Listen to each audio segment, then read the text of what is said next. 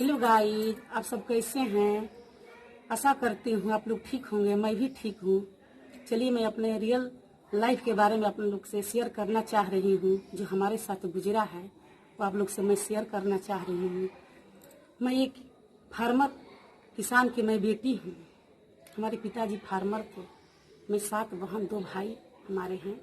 मैं 7 बहन 2 भाई में सबसे छोटी वाली हूँ। जब मैं 7-8 साल की हुई उसी समय से मैं सपना अपना देखना शुरू की कि मैं पढ़ लिख कर कुछ करूँगी। कुछ बड़ा नहीं तो कुछ छोटा भी करूँगी, लेकिन मैं करूँगी। मेरा यही सपना था कि मैं कुछ करूँ पढ़ के। लेकिन हमारे पिताजी फार्मर थे, इसके चलते मेरी पढ़ाई पूरी नहीं हो पाई मेरे मायके में। और गांव का माहौल भी ऐसा था, मेरे गांव उतना बड़ा स्कूल भी कॉलेज नहीं था कि मेरी पढ़ाई पूरा हो जाए। जितना मेरे गांव में स्कूल था उतना मेरा पढ़ाई हुआ। मैं 10 पास की किसी तरह। 10 पास करने के बाद मेरी शादी हो गई। मैं ससुराल चली आई। लेकिन मेरा जो सपना था शुरू से मेरा सपना चलते आ रहा था कि मैं कुछ करूं। मैं अपने मन में यही सोचने लगी जब मेरा शादी हो गई तो कि चलो यहाँ तो मेरी पढ़ाई नहीं हो पाया, अगर मैं ससुराल जाऊंगी कि हमारे सास ससुर हमारे हस्बैंड हमको सपोर्ट करें कि तुम पढ़ो, तुमको हम पढ़ाएंगे। या मेरे मन के बात वो पूछे कि क्या तुम कुछ करना चाहती हो। लेकिन मैं इतना कहाँ खुश नसीब थी, वहाँ भी हमको कुछ नहीं मिला। कोई नहीं हमसे पूछा कि तुम क्या करना चाहती हो, क्या तुम आगे बढ़ोगी या तुम पढ़ाई वढ़ाई करोगी। हमसे कोई राय सलाह नहीं लिया गया। वहाँ पर गई तो पूरा 25-26 फैमिली था, बहुत बड़ा फैमिली में मैं गई। वहाँ पर जाने के बाद मेरा दिनचर्या शुरू हो गया। सुबह शाम का खाना पीना, चौका बर्तन, यही करते करते करते करते मेरा समय कटने लगा। जब मेरा समय कटने लगा फिर भी मैं अपना मन में सोचती थी कि चलो अभी कुछ समय है, कहीं कोई कहेगा कि तुम पढ़ो, अगर तुम अपना पढ़ाई पूरा करो। जब मेरा पढ़ाई पूरा नहीं होगा तो मैं करूंगी क्या। लेकिन फिर भी अपना मन में सोचती थी कि हो सकता है कुछ करने का हमको मौका मिल जाए। लेकिन हमको अब उस समय मौका नहीं मिला। इसी तरह करते करते करते करते मेरा 2 साल बीत गया। 2 साल बीतने के बाद मेरा एक बच्ची हुई। जब मेरा बच्ची हुई तो बच्ची जब 11 माह की हुई तो हमारे हस्बैंड को नौकरी लग गई। वो नौकरी कोई खास नहीं लगी थी, छोटी मोटी नौकरी मिल गई। वो नौकरी में 2500 वेतन था।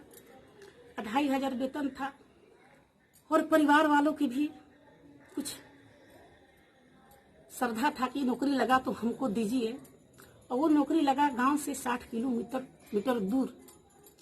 इतना भी उसमें सैलरी नहीं था कि रोज घर से अपना कोई साधन रखे, गाड़ी घोड़ा रखे आने जाने के लिए, कुछ ऐसा नहीं था। हमारे हस्बैंड हमसे बोले कि चलो तुम यहाँ माँ बाप के साथ रहो और मैं रूम ले लूंगा। वो गांव के कहीं सिटी होगा आसपास। समझिए कि वहाँ पर हमारे हस्बैंड शिफ्ट हो गए एक रूम लेकर। वहीं से उनका रोज ड्यूटी पर डे चलने लगा। चलते चलते 6-7 महीना बीता तो हमारे परिवार वाले ने, सास ससुर बोलने लगे हमारे हस्बैंड से, कुछ खर्च पानी यहाँ दो, तुम्हारा बच्चा है, तुम्हारा परिवार है। तो हमारे हस्बैंड ने बोलने लगे कि मेरे तो 2500 रुपया मिलता है, वहाँ पर भी आना जाना रहता है, रूम खर्च रहता है, मेरे पास इतना कहाँ बचत है कि मैं तुम लोग के दूँ या अपने ऊपर खर्च करूँ। इससे तो अच्छा है कि चलो मैं ये सबको लेकर चले जा रहे हैं, जहाँ मैं वहाँ रहूँगा, वहीं पर सबको देखभाल करूँगा। हमको वहाँ लेकर चले गए। वहाँ शिफ्ट हो गए। जहाँ वो शिफ्ट हो गए वहाँ मेरी पहले से कुछ फैमिली लोग रहते थे और मेरा वहाँ पर जाते जाते 1 साल गुजरा था। लेकिन मेरा एक पेट में फिर बच्चा मेरा पड़ गया। वो बच्चा जब उत्पन्न हुआ उसी वक्त से मेरी परेशानी शुरू हो गई। मेरी परेशानी ऐसा शुरू हुई कि मैंने मत पूछिए। हमारे पास में कुछ नहीं था। हमारे आदमी इतना ईमानदार थे कि नौकरी के सिवा कहीं ऐसे वैसे तक के कहीं से भी उनको पास में नहीं था कि मैंने ये करके वो करके हम पैसा कमा ले चाहे ले ले। जो 2500 रुपया मिलता था उसी में गुजारा भरता करते हुए हमको इलाज चलाते थे। इसी करते करते जब मेरा बच्चा 6 माह 15 महीना का हुआ, 15 दिन के हुआ, 6 माह 15 दिन के, तो मेरा बच्चा पैदा हो गया हुआ तो 750 ग्राम के था। इतना कमजोर हुआ। अब समझिए कि उस स्थिति में 250 वेतन है, ऐसा स्थिति है। फिर भी हम लोग अंदर से बिखरे लोग ताप में पटना में रखे। किसी तरह इधर उधर से बहन थी वो कुछ मदद कर रही थी। जहाँ हम सिटी में थे वहाँ मेरी 2 बहन रहती थी पहले से। वही बहन हमको मदद करती थी।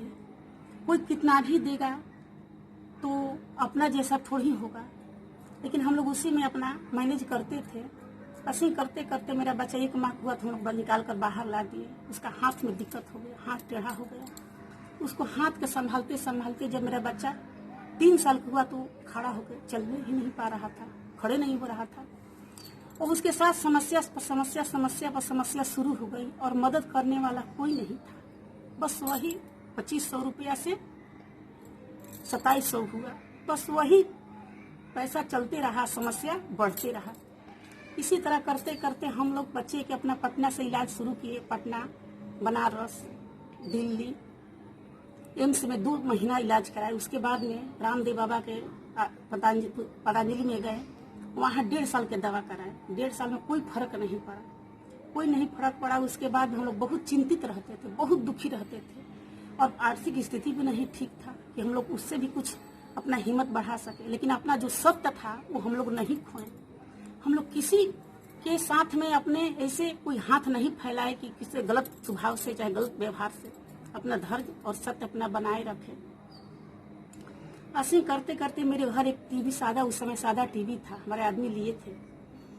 वो टीवी में डिश कनेक्शन उस समय चल रहा था। डिश कनेक्शन तो नहीं था, लेकिन मेरा मकान के बगल से डिश कनेक्शन का लोग तार ले गए थे। वही तार से मेरा डिश टीवी पकड़ लेता था। दिन में नहीं पकड़ता था। जब रात होता था 10-12 बजे रात में टीवी पूरा चैनल चलने लगता था। आस्था, जब हम लोग टीवी खोले तो आस्था चैनल पकड़ लिया था। वो आस्था चैनल पर दिखा रहा था राजस्थान उदयपुर में नारायण सेवा संस्था है। उस संस्था के नाम हमारे पति ने अपने कॉपी पर नोट किए।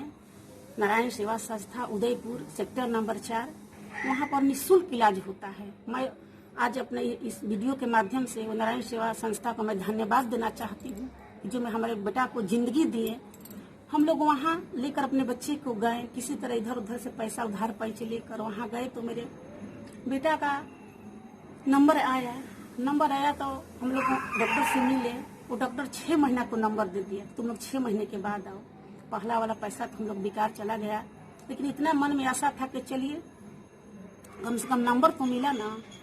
नंबर भी मिल गया, लेकिन डर भी लग रहा था कि अगर मान लीजिए कि अगर मेरा बच्चा नहीं सही हुआ तो हम लोग कर्ज वगैरह लेकर इलाज करा रहे हैं, इतना पैसा हम लोग चुकाएंगे कहाँ से। लेकिन फिर भी हम लोग अपना मन में धैर्य रखे हुए थे कि चलिए देखा जाएगा। फिर 6 महीने के बाद जब हम लोग का नंबर आया, फिर मैं और हमारा एक बच्ची थी, वो हमारे हस्बैंड, चारों आदमी हम लोग साथ निकले। वहाँ पर गए तो हमारा आदमी जो थे वो बाहर रहते थे और हमको अंदर और मेरे बच्ची को लोग शिफ्ट कर लिए। वहाँ का नियम है, एक रोगी के साथ एक पेरेंट्स रहेगा। ऐसे छोटा बच्चा वो भी शिफ्ट हो सकता है वहाँ, लेकिन तीसरा आदमी को लोग नहीं रखते हैं। मेरा आदमी दिन में कहीं कहीं इधर उधर भटक के अपना समय काट लेते थे। और जब रात होता था तो रोड पर गमछा बिछाकर सो जाते थे। इसी तरह 1.5 महीना समय बीत गया। ऐसे वहाँ और लोग जो थे जो रूम लेकर रहते थे, लेकिन एक रूम का 100 रुपया रोज लगता था रात का, अब दिन में छोड़ देना। हमारे आदमी बोले कि जब हम एक रात को 100 रुपया देंगे तो हम दिन में खाएंगे क्या। इसके चलते वो रूम नहीं ले रहे थे, क्योंकि हम लोग की इतना स्थिति ठीक नहीं थी उस समय। ऐसे करते करते जब मेरा बच्चे का नंबर आया, ऑपरेशन हो गया, 1.5 महीने के बाद हम लोग फिर आए तो फिर 1.5 महीने के बाद बच्चा को प्लास्टर कटवाना, तो वहाँ ऑपरेशन करने के बाद लोग प्लास्टर चढ़ा देते हैं। 1.5 महीना वहाँ ऑपरेशन करते समय रहे। 1.5 महीने के बाद फिर हम लोग यहाँ आए तो 1.5 महीने के बाद फिर हम वहाँ गए। फिर इधर उधर से पैसा लेकर हम लोग जाते थे, क्योंकि इतना ना हम लोग का स्थिति खराब था कि पैसा पास में इतना नहीं रहता था। किसी तरह काम चलाते थे अपना। मेरी एक बहन थी, वही मदद करती थी, हर समय वही मदद की है। अभी हम उसको नाम नहीं बताएंगे, समय आएगा तो उसका भी नाम हम बताएंगे अपने वीडियो के माध्यम से। वही महान हमको मदद करती थी और कोई नहीं मदद करता था। फिर हम लोग प्लास्टर कटवाने के लिए फिर उसी से पैसा लेकर हम लोग गए। वहाँ गए तो बच्चा को प्लास्टर कट गया और लेकर हम लोग फिर 4-5 दिन के बाद यहाँ चले आए। फिर भी मेरा बच्चा नहीं उस समय चल रहा था। दिन चढ़ते जा रहा था, चलते जा रहा, मेरा बच्चा नहीं चल रहा था। तो मन में डर सा बैठा हुआ था कि इतना पैसा भी कर्ज लेकर लगा दिए, बच्चा खड़ा भी नहीं हुआ, इनकम भी कम है, कहाँ से भर पाएंगे। ऐसे करते करते जब 8 महीना हुआ तो मेरा बच्चा एक भी अचानक चलने लगा। जब अचानक चलने लगा तो इतना खुशी हुई हम दोनों को, इतना खुशी हुई कि मत पूछिए। उस समय की लग रहा था कि मेरा बच्चा 5 साल बाद पैदा हुआ है। जितना कि माँ बाप उस दिन की खुशी होता है जब बच्चा पैदा लेता है, वही खुशी हम लोग के 5 साल के बाद खुशी हुआ। आप लोग से ये शेयर करने के मतलब ये नहीं है कि मैं अपने लोग से दुखड़ा सुना रही हूँ। मैं यही सुना रही हूँ कि एक वीडियो के माध्यम से कि हम लोग को वो स्थिति खराब रहते हुए अपने धैर्य, अपने ईमान को हम लोग नहीं खोए। अब सत्य पर रहें, सत्य पर अटल रहें तो आज मेरा बच्चा खड़ा हो गया, आज बच्चा चलता है। हम वो नारायण सेवा संस्था के वीडियो के माध्यम से धन्यवाद देना चाहते हैं। अगर आप लोग के आसपास पड़ोस में कहीं भी बच्चा इस तरह के दिखेगा तो आप हम ये नंबर बता दे रहे हैं। उन लोग का पता नारायण सेवा संस्था उदयपुर राजस्थान में है, सेक्टर नंबर 4। वहाँ जाकर आपको निःशुल्क इलाज होगा। इलाज का कोई चार्ज नहीं है, आने जाने का सिर्फ खर्च है। अपना से ऊपर से दवाई ले सकती हैं तो ले सकती है। हमको कहने का उद्देश्य ये है कि वो स्थिति में भी हम लोग अपने सत्य को नहीं खोए हैं। जो आदमी सत्य पर और ईमान पर रहता है उसको कभी कमी नहीं होती है, भगवान उसको बरकत देते हैं।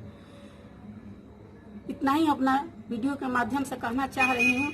और अगर मेरा ये वीडियो आप लोग को पसंद आए, वीडियो बनाने के माध्यम मेरा यही है कि देखिए आज हमको सपोर्ट की जरूरत है आप लोग की। मेरा बच्चा 2 गो है, बच्चे के बल से आज मैं वीडियो बना रही हूँ। मेरे बच्चे ही मुझे सपोर्ट करते हैं और आप लोग की सपोर्ट की जरूरत है कि मैं आगा बढ़ पाऊँ। देखिए मेरे साथ कितना हादसा हो गया, फिर भी मैं बिखरी नहीं हूँ, नहीं टूटी हूँ। आप लोग के सामने मैं खड़ी हूँ और आप ही लोग हमको आगा बढ़ाइएगा और आप ही लोग सपोर्ट कीजिए, एक दूसरे में शेयर कीजिए। अगर हमारे वीडियो आप लोग के पसंद आए तो लाइक कीजिए और सब्सक्राइब कीजिए, एक दूसरे में शेयर कीजिए और धन्यवाद।